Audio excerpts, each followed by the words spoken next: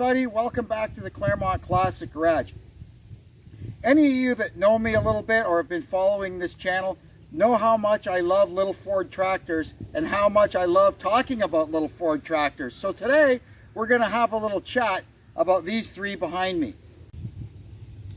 These here are our 3 8Ns. We've got 9 or 10 more that are 9Ns, 2Ns, and Fergusons, but these are the 3 8Ns that are currently in our fleet. And I'm going to show you a little bit about each one, how they're done up, what makes each one unique as compared to the other ones, and I don't know, maybe we'll take them for a drive. Any of you that have been watching my channel for some time, you've seen all 3 of these. These 2, we just finished builds on them. I did that one over the winter and this one through the spring. This is old Trusty Rusty. He's just been a fixture around here. This guy is a family member. Anyway, let's get started. This first one here is the one that we just finished. This is a 1948 8N. It's not a particularly early one. The block, I'll show you the casting date. Here's the casting date on the engine block, A198. And basically, it's an alphanumeric code used on all N-Series engine blocks, which helps you nail down sometimes what year, not necessarily the tractor, but at least the engine is. So A, the months go A, January, B, February, C, March, etc. So that's January 19th, 1948. That's when this block was cast. So the tractor would have been assembled probably sometime in February or possibly even early March, I would guess. This tractor I got off a friend of mine that hauls scrap metal, and when he finds little Ford tractors, he calls me up and sees if I want them. This one, being an 8N, it was really in bad shape, but I wanted to do an 8N build for our channel, so I took him up on it, and he brought it down to us, and we did the build on it. I'll put the link to the playlist of this build in the description box below for those of you that are new to our channel. So basically what we did with this, when it first came, I wasn't sure if I was going to use it for parts or build it. But, you know, like everything else, we started fooling around. We got it running, then we got it driving. Next thing you know, it's blown into a million pieces and we're fixing it up. And that makes me happy because nothing I hate more than seeing these N-Series tractors going in the scrap. Anyway, this thing was dead. The tires were flat. It had this. This is the only tire that's still on it from when we got it. It was a good tire on a mostly good wheel. So we cleaned it up and painted it up nice and changed a few gaskets. We fixed the brakes all up. Gave it a nice paint job. I kind of like bling bling and accessories on my old tractors. This one has very little. All it really has that's different from the day it left the assembly line is a light kit. And that's about it. It doesn't have any other extra stuff. And I found this old trailer mover lying around, so I threw it on the back just so it looks like it does something. Next is this one. This is also a 1948 8N, but this one, as opposed to that one, is an early one. It has a 4-digit serial number. This one is 8N4834. It was built in the first month of production in the summer of 1947. The engine block on this one, that's a G. So this was cast on July 31st, 1947. So this tractor was probably assembled the mid to end of August or possibly early in September. And you'll notice it doesn't say, most 8N blocks will have 8N cast into them there, like that 48 over there has that. The earliest 1948 8Ns, there's nothing unique at all about the engine. It is the 2N engine just painted red. It even has the old 9N cylinder head on it. They didn't change anything. The 8N engine improvements came later as the 8N progressed. This one I did to a higher standard. I tried to make sure everything was right. like stuff like the original style drag links, whereas the one over there, it's got the replacement ones with the short ends and the long tubes. There are some unique things to these early 1948 tractors. I'll show you those. The early ones came with the 6-blade 2-end fan. The 4-blade 8-end fan came later. The first 48s came with this rounded off cup on the air cleaner. I think there's 3 different air cleaner cups that you'll find on 8-ends. This is the right one for the early 1948. And only the earliest 1948 8-ends came with Chevy alternators. I'm kidding. That's something that bothers me, but I like, I wanted to make it 12 volt. That was one thing I wanted to do. Eventually I will, I promise you, put a Ford alternator on it, because the Chevy alternator on my Ford tractor really kind of drives me a little bonkers. The very first 8-ends that came off the assembly line, they used as many leftover parts from the 2-end that they could. And one of the parts that was used from the 2-end was the center bar in the grill. You'll remember the 2-end had a little badge here that said Ferguson System. And the very first 8-ends, because they were using up this leftover stock, they had the 3 holes for the Ferguson System badge. So what they did in these ones, they put rivets, and for some reason they left the center one open. Don't ask me. And I don't know if there's a serial number cutoff or when they switched to the, you know, the solid center bar like is on that one over there. I couldn't tell you. Like I said before when I was describing the first 48 8N, I like accessories and stuff, especially period stuff on my tractors. Kind of do them up a bit. So this one does have a few goodies on it, starting with a Sherman overdrive transmission. So this, they call it a step up, and this makes our 4-speed 8N transmission into an 8-speed. It makes this thing, it'll go, I think, 24 miles an hour on the road. Moving to the back, some of the goodies you can see here. It's got an 11-hole drawbar. That's just kind of standard fare. It's got a swinging drawbar. You could buy these as a kit. The other 8N has got a different style swinging drawbar. We'll get to that in a minute. And this has got, you can still buy these kits today. These will fit 8Ns and Fergusons. They won't fit 9Ns and 2Ns because there's, they don't have the 4 bolt holes underneath to bolt the base bracket to. This is an oldie. They don't put them together with rivets like this anymore. This thing is probably from the 60s, I would guess. While I was at it, I installed a PTO guard. This is actually a kit that you used to buy for NAAs and up. So this fit the Ford tractors from 53, or pardon me, from 1953 right up into the, into the 1980s. This fit all your Ford tractors, but with just a couple of simple modifications, you can put it on an 8N or a Ferguson. We've got here an original 8N top link. This here is an accessory that you used to get back in the day. You could buy it at the tractor parts joint or TSC, I would guess. And it just bolts to the fender and gives you a place to put your stay bars, your stabilizer bars. You can hang your drawbar on there. And you can put a grease gun or your top link in here. This tractor also has a light kit on it. I will put more links. I'll put a link in the description box below to my video on Ford N-Series tractor lights. Most people associate the duo lamp tail lamp with 8Ns, but for 1948 and 1949ish, the 9N and 2N Taurus tail lamp is actually correct. And as far as a work lamp on these, anything goes, because they weren't really supplied in the lighting kits until 1950. So we've just got a little work lamp. Any work lamp is correct up to 1948. And we installed this set of flashers. This is an old Ford accessory from the 70s and 80s. These came off probably a 1000 series tractor, but we were able to put them on this 8N.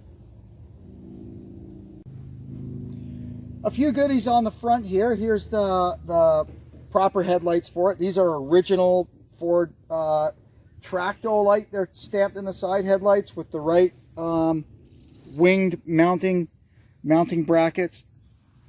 It also has a bumper on it. This is an aftermarket bumper, not a. I think it was Dearborn Equipment that made the original bumpers. I'll show you the difference in a second when we look at Trusty Rusty. Also, accessory-wise on the front, it's got 16-inch wheels. These things came standard with 19-inch wheels, pardon me. And a lot of people opted for 16-inch wheels, especially if they thought they might put a loader on it. There's different reasons you'd want 16-inch wheels. The last goodie on this one, it's got a cyclone pre-cleaner. The idea of this, it replaced the little louver that was on there, and the stuff is supposed to go in there and swirl and make the dirt and crap drop into the jar. And you can see there is a little bit of stuff in there, so I guess it works. Also noteworthy on this tractor, it actually has an original Ford scripted muffler. It's not a reproduction. It's not a offshore one from TSC. This is an original Ford muffler. And let me tell you, I bought a whole tractor just to get that muffler because I wanted an original muffler on this thing. And it sounds so good. It sounds so completely different than those, I don't know what they are, glass packs or whatever it is you buy at the tractor places to put on them. They work fine. They just don't sound the same. When we're done here, I'll start the two of them up and show you the difference. All three of our 8Ns are riding on the original 28 by 10. I think they're 28 by 10 original Ford wheels. We call these hat wheels, as opposed to if you get a replacement one, they're Ferguson style. It's just a plain rim with the 6 loops. And to me, they just don't look right on a Ford. If it's just a worker bee and you just need new wheels, they're fine. But if you're going for an original look, you really need the original style wheels. And on this one, because it turned out so nice, we splurged to put 4 brand new tires on it. Another thing that's unique to the early 8N tractor is the clevis on the end of the radius rods. The 9N and 2N, you can see here in the casting, the pin for the radius rod was there. So to make this thing reach over, you can see how the yoke, it's like that, and then it necks down further back there. That was so it could reach over there. On the 8N, they moved the pin back into the center beam of the axle. So you didn't really need this anymore, but they were still using the same forgings for at least 1948, probably into 1949 too. But around about 1950, which I'll show you on when we get over there, they go from this shape to more of a V, because they didn't have to worry about clearing anything. The last one I want to show you is my little friend. He's called Trusty Rusty. My niece Sarah gave him this name. The first time she looked at him, I said, he needs a name. She said, Trusty Rusty. So that's his name. Trusty Rusty is a 1950 8N with a 1952 engine. You can see here, this one was cast June 9, 1952. And it's a C block. That's the last version of the 8N block. Unlike the other two 8Ns that I showed you that are front distributors, Trusty Rusty is a side distributor, which is the desirable 8N. Everybody wants a side distributor 8N. Instead of it being driven off the front of the camshaft, it's driven like a car distributor with a gear off the side of the camshaft. So the generator moved from over there to over here, so they had to move the breather back and give it a little bit different shape to make room for the generator. This one's got a Ford alternator. Ford. My Ford's all Ford. Oh, here, you can see the different shape of the radius rod. See, it's like a V shape as opposed to the one I showed you on there. Just a fast little bit of the backstory on Trusty Rusty. This is the very first 8N that I ever bought. We drove up to Coldwater, Ontario, and this thing was literally sitting in a swamp. We dragged it out. I got it for 300 bucks. We dragged it out. The one back wheel disintegrated as it came out. They were filled with calcium. The other one was flat. It had a hornet's nest up under the hood. Remember that, Deb? Mm-hmm. We dealt with that. But anyway, there was something about this thing that I just fell in love with. You could see here, it started out with the normal 8N paint job, and its first lot in life, see, it got painted dark green, and this is Ontario. It says Ontario and York Roads Commission.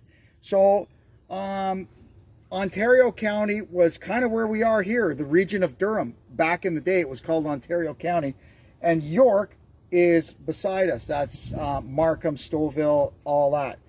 And this belonged to the Roads Commission. So I guess they painted it dark green, and it maybe had a slasher on it or something to mow the roadsides, whatever. That was its first job in life. And then somewhere along the line, I guess it got traded in, and somebody laid a really bad blue paint job on it, which is all peeling off now. And then it looks like the engine got changed after it was painted blue, because there's no blue paint at all on the engine. When I bought this thing, the only thing I could see on it that I liked, it had a rebuilder tag that the engine had been rebuilt. This being a 52 engine, it's got the thick cast iron sleeves. So rather than knocking the sleeves out like we do on these ones that have the thin steel sleeves, these ones, they used to bore them out and put oversized pistons in them. So this baby's 60 over, and let me tell you, that 60 thousandths of an inch, number one, it adds displacement. Number two, it adds compression. And this thing, you talk about power, this thing has got power. And that's one of the reasons I bought this one, because it had a rebuilder tag on the engine from the same shop, Perry Automotive in Aurelia, that built this one. And I got to tell you, I've had many tractors over the years that had Perry Automotive flatheads in them, and every one of them is awesome. I love them. If I see a tractor with a Perry Automotive tag on it, I just buy it. I don't ask no questions. I just hand the guy the money and put it on the trailer. So I just loved what this thing looked like so much. When we, I can't say restored, because obviously it's not restored, but when we redid it, the only thing that I had in mind was I am not painting it. I just cannot paint it. So it was quite a challenge going around trying to find parts that kind of matched the patina. Like the rear fenders on this were so destroyed they couldn't be reused. They came off in pieces. So I searched and searched and searched and searched until I found a pair of proper 1950 scripted rear fenders that had matching patina. Same thing with the lights, the work light, the headlights, all that stuff we had to find with patina. Because remember what I've told you before, patina is earned, not given. There's nothing I hate more than fake patina. I'm sorry that's going to offend a lot of these guys that buy nice cars and sand all the paint off them so they look like they have patina. You cannot fake this. This is unfakeable. We also had to find rear wheels that looked the part. So I found a nice pair of hat rims with decent tires on them. In fact, I bought a whole tractor just to get the wheels and tires. The centers, they were actually rotted out on this thing. So I found one that was really rusted, and then this one here, believe it or not, it actually had nice paint on it. So yes, this is fake patina. I digress. I had to do fake patina. I sandblasted it, sprayed it with calcium chloride, and left it sit outside for 6 months. So I don't know if it's fake patina, or why don't we call it accelerated patina. I accelerated patina. This here is from when we first got it. Once I finally got it to turn over, it had no compression in number 2 cylinder. It was just a stuck valve. We fixed it up, and everything has been fine ever since. So we're gonna go over this. You talk about accessorized. Trusty Rusty is done up to the nines. It's got everything. So we'll start at the front and go for a little tour, and I'm gonna try not to forget anything. First on the front, you can see it's got a bumper. This is an original Dearborn bumper. And how you tell the difference, you see here this little leg, how it bends down as opposed to the aftermarket one that is straight. And why they did that, the Dearborn bumper with that like that still gives you access to put the crank in to crank the engine over. So if you're doing your valve adjustment or you actually have to start it with the hand crank, you can get through there. On this one, you literally have to take the bumper off to get at the hand crank hole. Whatever. I don't plan on having to do that. This one, because it had no grill when I got it, we just found an old 9N grill somewhere and it's got a 9N grill. That's how it goes. What you can't see behind the grill is the grill is a little bit modified. There's a little 1 gallon per minute pump there, and we've actually made our own live hydraulic system for Trusty Rusty. So unlike most N-Series and Ferguson tractors where you have to have the PTO engaged and the clutch out for the hydraulic system to run, this one, the hydraulic system runs all the time. And I used a small enough pump that it doesn't overpower anything. When its own hydraulic pump is running, it just augments it. You can see here it's got the proper Tractolite headlights on the late style mounts, not the winged ones that are on the earlier tractors. He's still on his original 19-inch front wheels. I put a horn on it. I just like to have a horn on my tractors. This one also has a Sherman auxiliary transmission, but this is what we call the combo. It was not in this when I got it. It came out of another tractor I had years ago. So this one has got underdrive and overdrive, and then you pull it out and back, and that gives you straight through. So this makes our 4-speed transmission into a 12-speed, including 3 choices of reverse. A couple of other things you can see under here. This is the suction filter for our live hydraulic system. I tried to hide the stuff for that as much as I could underneath the running boards and stuff. And this running board, the left one, is actually from a Jubilee, a 1953 or 54. I think the NAA series tractors, the first one was called Jubilee, but they went up to 55, maybe 56. Anyway, this is the running board off of one of them with the toolbox built in, and it goes right on the 8N brackets. So on this one here, you can see the side distributor, how that's different from the front distributor. These are a lot more easy to work on, and people understand them a lot better. It's more like working on, you know, just a normal car that people are used to. Some other goodies on this that you might not notice too quickly. These pins here are, I believe, an aftermarket accessory. The 8N factory pin was just, you can see on this one, just a clevis pin hammered through with a cotter pin on the bottom. And these ones, they have 2 flats on the top that you hold with a wrench, and you put a nut on the bottom. You can also see here, being a 1950, this one has a proof meter, and there's the cable that drives it off the back of the governor. You'll see here, it's got a reproduction Dowden foot throttle. That makes operating it almost like driving a car. This one also has a Cyclone pre-cleaner. Here you can see it's got an accessory parking brake. You pull that up and it pulls both brake pedals down. That's handy, let me tell you. Very, very handy. And it's got a Monroe Easy Ride seat.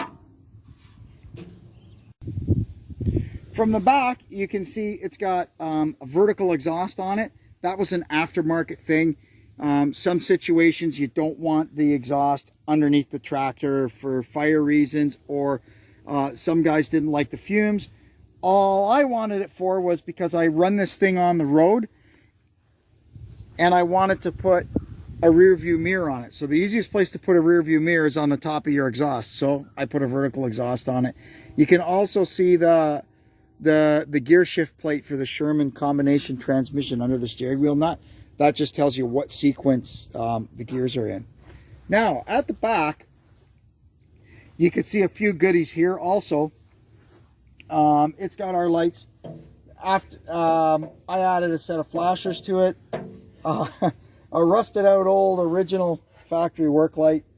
I've got an old grease gun on here. It's not an original Dearborn grease gun or bracket, but I did what I could.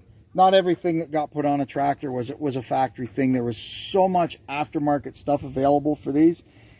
This here is a Dearborn swinging drawbar. It goes on, there's a bracket underneath the back of the tractor, and this swings back and forth, and you can lock it in whatever place you want by dropping a couple of pins in. It's got a set of original stay bars, which you don't, because the 8N has position control, you don't really need this. It'll hold position on its own, but if you want to have the PTO turned off, that's what you need. It's got a green drawbar lock on it. That keeps your drawbar from spinning. We've got an original Ford top link. Another aftermarket PTO guard. I even went to a lot of yard sales trying to find one of these patinaed up to match, right? On the back here, we've got a lot of wet lines. I wasn't really thinking what I was doing. I think one day I may thin those out. Basically what I've got a set of 3/8. I've got a set of 1/2 inch, and I don't even know what that one does. So these things, obviously one controls each one of those. And it all works. I've used it all. My friend has a hydraulic dump trailer that I borrow sometimes, and I hook it up to here, and I can dump. One of the more interesting things on Trusty Rusty is this. A lot of you might be saying, what the hell is that thing? What this is a Sherman Brothers live PTO conversion. So believe it or not, this old 8N has a live PTO. Inside these tractors, between the back of the transmission and the pinion for the differential, it's about that far, there's a tube with an internal spline on both ends that joins them together. What the Sherman Brothers did, they made a thing that used clutch packs from an automotive automatic transmission. They made up a drum and put the splines on each end, so you can, and it replaced that drive tube, and you can pull this lever and disconnect the drive to the back wheels. So if you've got your PTO is running an implement and it starts to bog down, whereas with a Massey 35 or something, you would just push the clutch halfway down to disengage the drive, yet let the PTO keep running. This does that job for you. So I'll show you how it works. Well, wrong button. So I'll just put it, everything's been low, it's just going pretty slowly. So you're driving along, and you just pull this, and it stops the drive to the back wheels. But the PTO is still, if the cap was off, you'd see the PTO would still be running. And then when you want to go again, there you go. That's Sherman Live PTO.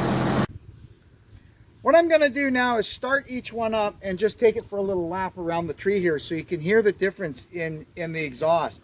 So this one here it's a good engine, and it's got one of those, those aftermarket exhausts that we go down to the tractor place and get for our 8N.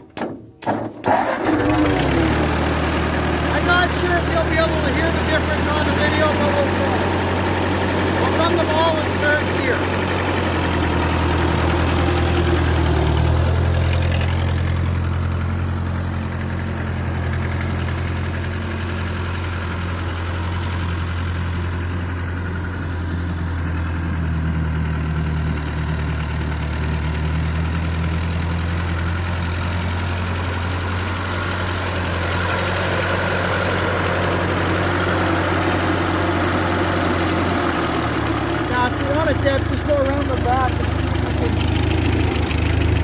kind of hear, just get an idea what it sounds like.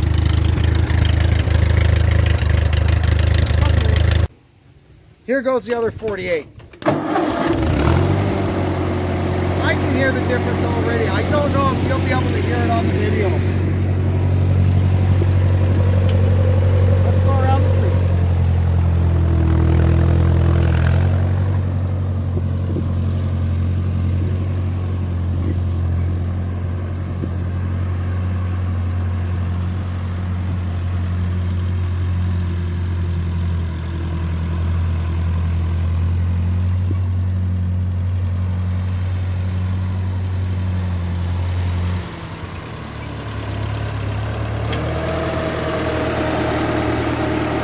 It's just so much quieter and so much more mellow. It's got a nice tone to it.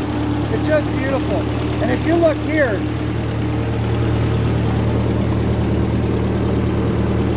that's why I buy any tractor I find with a Perry Automotive tag on the engine. Now this thing with this tiny little, that looks like it should be on a lawnmower or something. This thing is loud as hell. But anyway, it suits it. I guess it's not all that bad. Because the noise goes up. Or it might be an overdrive.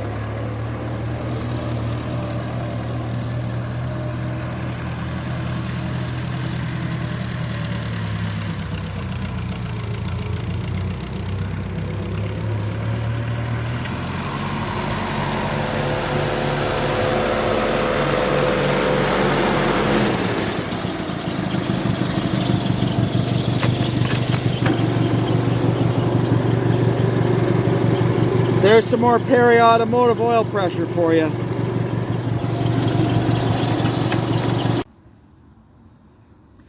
That'll wrap it up for this one.